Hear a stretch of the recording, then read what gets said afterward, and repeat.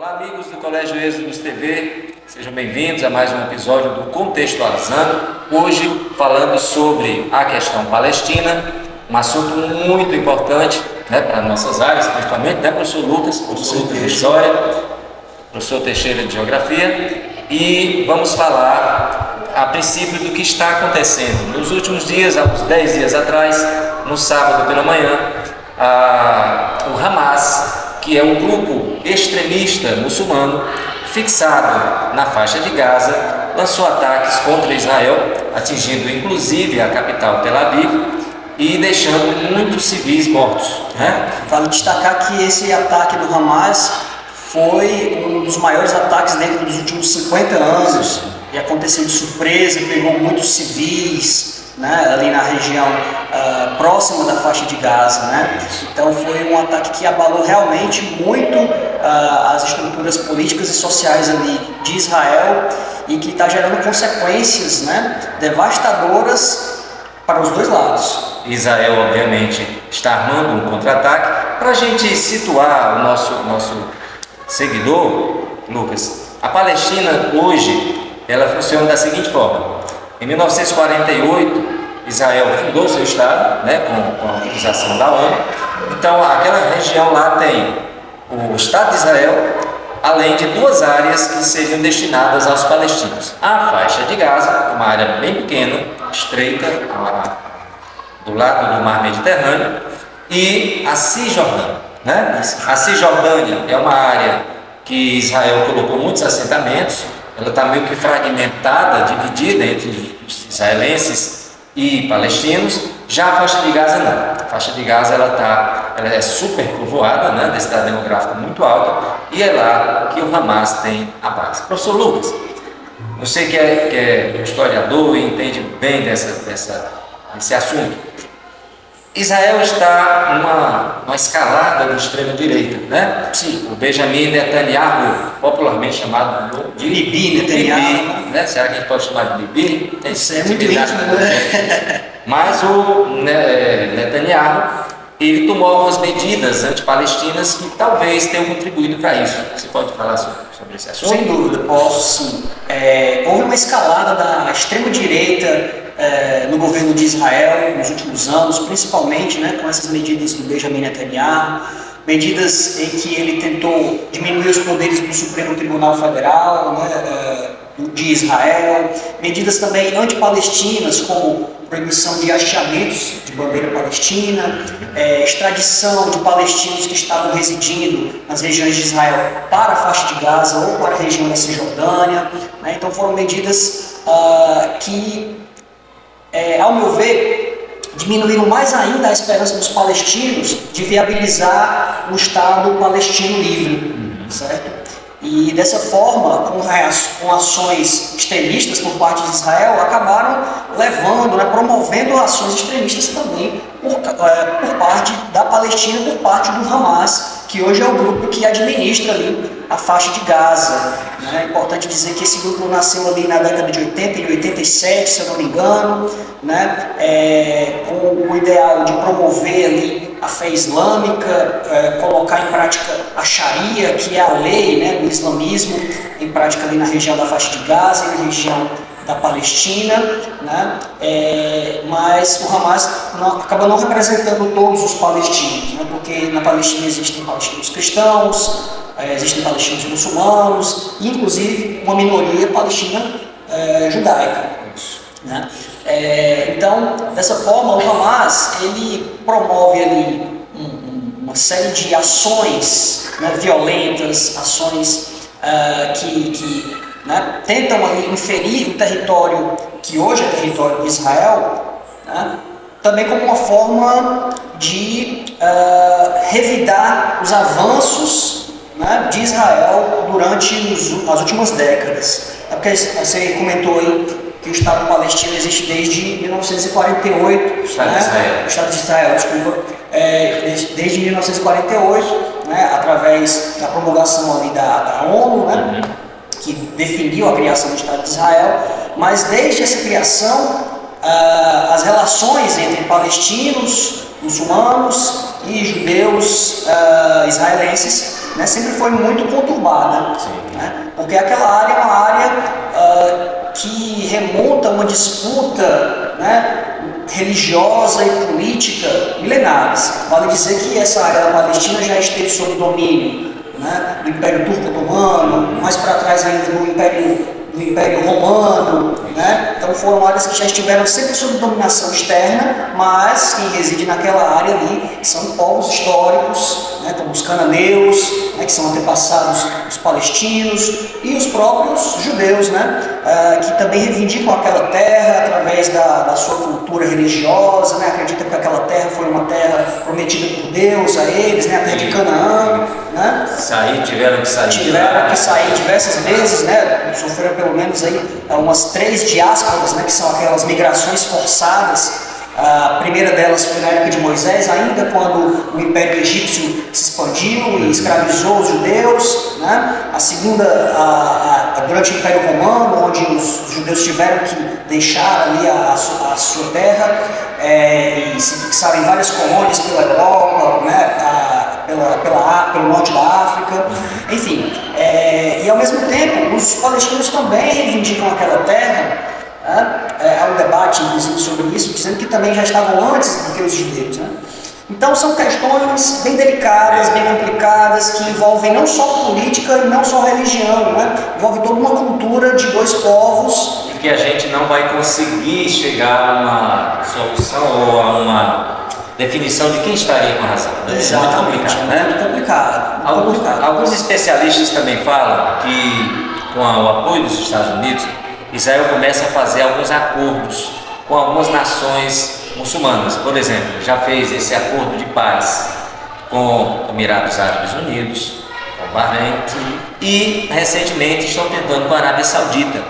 E a Arábia Saudita, professor Lucas, é um país muito populoso, que tem uma representatividade islâmica muito forte na região. Muito forte. E alguns especialistas acham que essa aproximação da Arábia Saudita com Israel pode também ter sido um dos fatores que fez com que o Hamas fizesse essa ofensiva, né? É interessante notar esse movimento geopolítico dos países árabes em apoio ao Hamas, né? Você citou aí o Bahrein, citou o Emirados Árabes.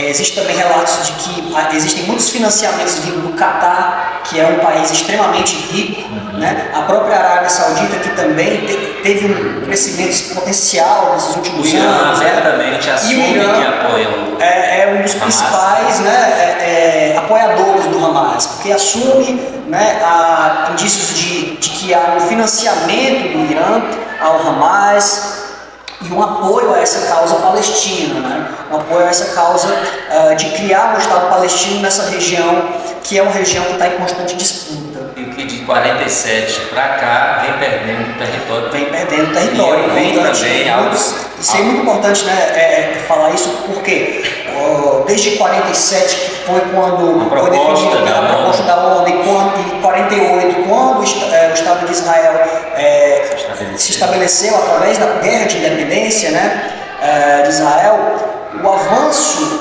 nesses territórios que antes eram destinados aos palestinos, aos árabes, né, foi diminuindo cada vez mais. Aliás, o avanço foi aumentando, né, o território dos árabes que foi diminuindo.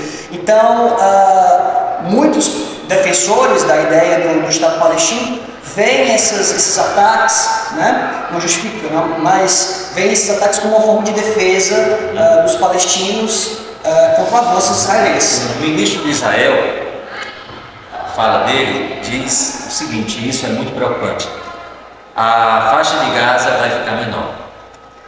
É uma consequência da ação do Hamas, né? Ou seja, muito provavelmente, como eles expulsaram e mandaram a população sair do norte e para o sul, muito provavelmente aquela parte do norte a Israel vai tomar posse. É verdade. Esses dias, né, eles lançaram uma série de panfletos, né, que como eu posso dizer, sugerir para a população, né, liberar a parte norte e para o sul, dar um prazo, né?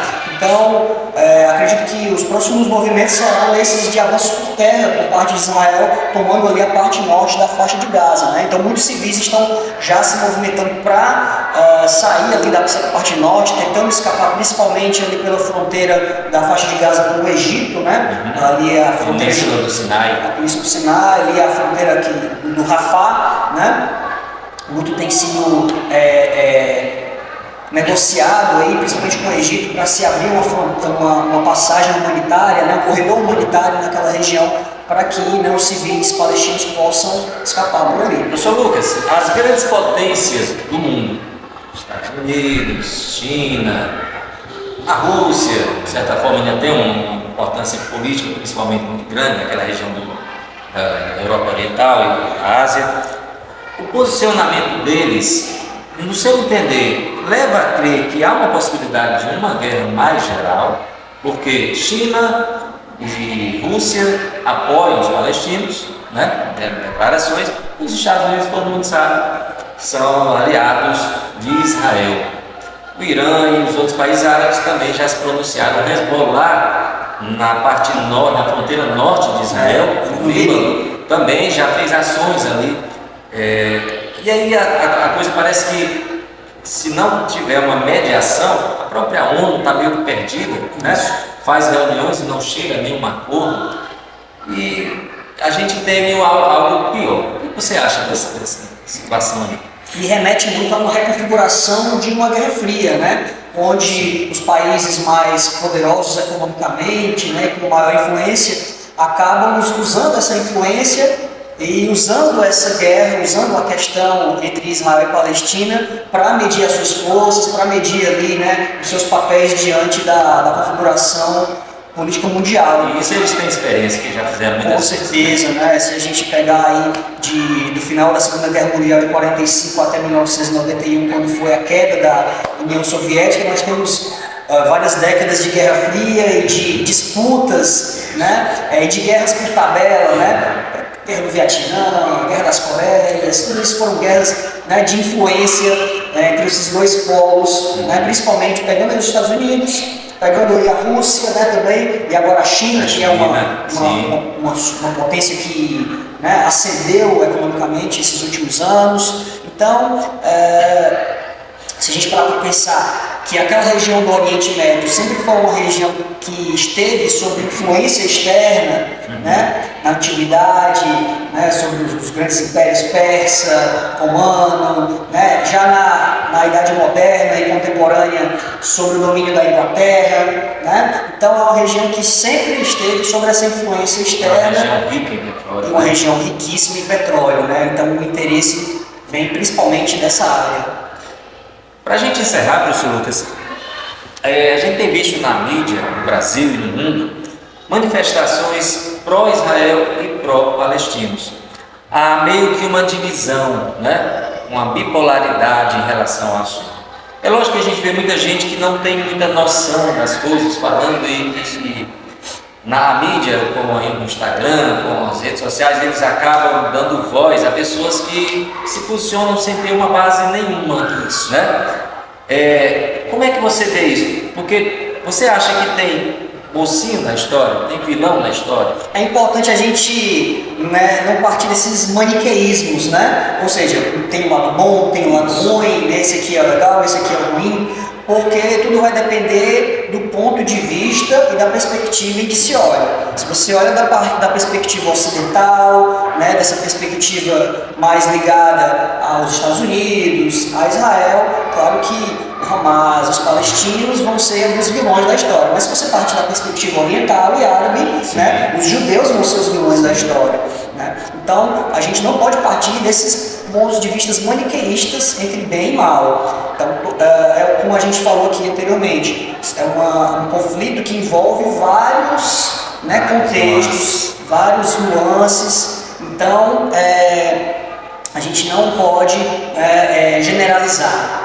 Muita gente cai nesses reducionismos, né? Explicações muito simples para questões muito complexas, nem sempre são corretas, né? E aí essas pessoas acabam partindo para extremismos, partindo para violências, partindo, né, para agressões, como já tem acontecido. Sim. Então é aquela história, reforçando, né? A gente, diante de um conflito desse, uma situação dessa, a gente tem que ter muita serenidade, principalmente a gente está distante do conflito, e pedir a Deus, orar, rezar, pedir a Allah, pedir a Deus que essa solução venha da forma mais pacífica possível, né? E buscar aí um entendimento. Vamos aguardar aí, desenrolar aí os novos acontecimentos, né? Quem sabe a gente vem aqui de novo para falar um pouco mais sobre esse assunto, porque e dar uma boa notícia, né? É o que esperamos, né? É um assunto bem extenso, não dá para a gente falar assim completamente sobre ele, né? Em pouco tempo. Né? Mas vamos esperar que o melhor aconteça e que esse conflito, né, chegue a uma solução, onde haja aí, né, uma possibilidade de uma coexistência entre palestinos e israelenses. É isso. Obrigado por assistir, deixe o seu like. Muito e obrigado. Até a próxima. Até a próxima. Valeu.